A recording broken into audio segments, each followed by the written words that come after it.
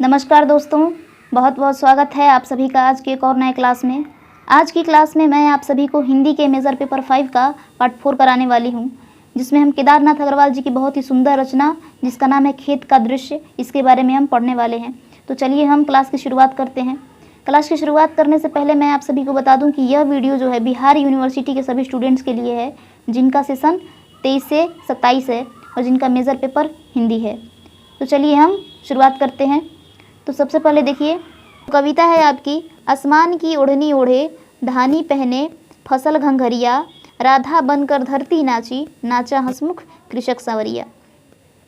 केदारनाथ अग्रवाल की कविता खेत का दृश्य में एक सुंदर और जीवंत ग्रामीण दृश्य का चित्रण किया गया है। यानी कि इस कविता में हम लोग खेत के दृश्य के बारे में पढ़ने वाले हैं कि ग्रामीण क्षेत्रों में शाम के समय में जो खेतों का दृश्य होता है वो कैसा होता है। कवि ने खेत को राधा के रूप में प्रस्तुत किया है, जो हरियाली की ओढ़नी में सजी हुई है। अब जो खेत है इसको कवि ने राधा मान लिया है और राधा के रूप में उनका जो है चित्रण किया है। यह हरियाली फसल की प्रतीक है जो धरती को धानी रंग में सजाती है। कवि ने फसल को घंघरिया कहा है, जिसका अर्थ है हरे भरे घने खेत। अब इसमें जो है खेत को राधा माना गया है, तो इसमें ऐसा लग रहा है कि खेत मानो राधा की तरह ही नृत्य कर रहा है और जीवन और उल्लास से पूरा भरपूर है। इसके साथ ही किसान को हंसमुख कृषक सांवरिया कहा गया है, जो खुशी खुशी अपने काम में लगा हुआ है।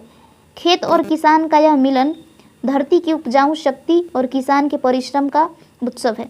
अब आगे कवि लिख रहे हैं कि खेत और किसान का जो यह मिलन है, यह धरती की उपजाऊ शक्ति और किसान के परिश्रम का उत्सव है।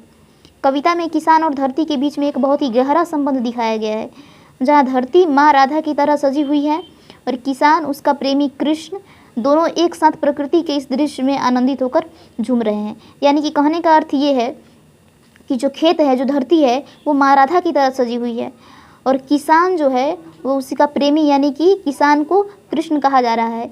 दोनों प्रकृति के इस दृश्य में जो है आनंदित होकर झूम रहे हैं। अगले पंक्ति की तरफ बढ़ते हैं।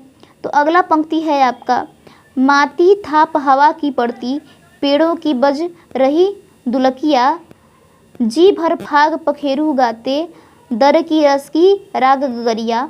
मैंने ऐसा दृश्य निहारा, मेरी रही न मुझे खबरिया, खेतों के नर्तन उत्सव में भूला तन मन गेह डगरिया। तो ये है आपकी दूसरी पंक्ति। इस पंक्ति में जो है बताया गया है कि ग्रामीण परिवेश में खेतों का जो अद्वितीय सौंदर्य है, जो वातावरण है, उसके अनुभव को जो है इन्होंने साझा किया है। हवा का कोमल स्पर्श मिट्टी को थाम रहा है और पेड़ों से झूमती हुई टहनियों की आवाज़ें मधुर संगीत का एहसास करा रही हैं। अब इसमें कवि कह रहे हैं कि हवा का जो कोमल स्पर्श है वो मिट्टी को थाम रहा है और पेड़ों से जो झूमती हुई टहनियों की जो आवाज़ें हैं वो मधुर संगीत का एहसास करा रही हैं। यह दृश्य वसंत ऋतु के आगमन और फसल कटाई के उत्सव को दर्शाता है, जिसमें पक्षी फाग गा रहे हैं और वातावरण में जैसे रसपूर्ण संगीत का प्रवाह हो रहा हो। तो वसंत ऋतु के समय में जिस तरीके का मौसम बन जाता है और फसल की जब कटाई होती है तो उसको उत्सव की तरह जो है मनाया जाता है और पक्षी जो है वसंत के गीत गाते हैं और वातावरण में किस तरीके से रसपूर्ण संगीत का प्रवाह हो रहा होता है, उसको जो है कवि ने इसमें दर्शाया हुआ है। इस सौंदर्य को निहारते हुए कवि इस दृश्य में इतना खो जाता है कि उसे अपनी सुध बुध नहीं रहती।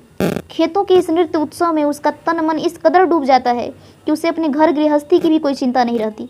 यानी कि इसमें कहा जा रहा है कि वो जो दृश्य है वो इतना मनोरम है कि कवि इसमें इतना खो जाते हैं कि उन्हें अपनी सुध बुध नहीं रहती। उनका तन और मन इतना डूब जाता है कि उन्हें अपने घर गृहस्थी की भी कोई चिंता नहीं रहती है।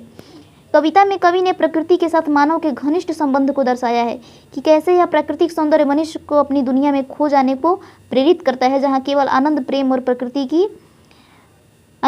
प्रकृति की सुंदरता का वास होता है।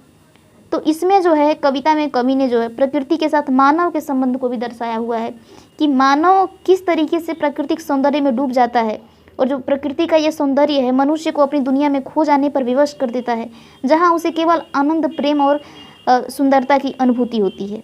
तो ये आपकी कविता थी जो ख़त्म हो चुकी है।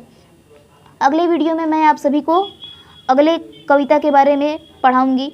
तब तक के लिए आप इस वीडियो को देखिए, समझने का प्रयास कीजिए। हम आप सभी से मिलते हैं अगले वीडियो में। तब तक के लिए सभी को राधे राधे।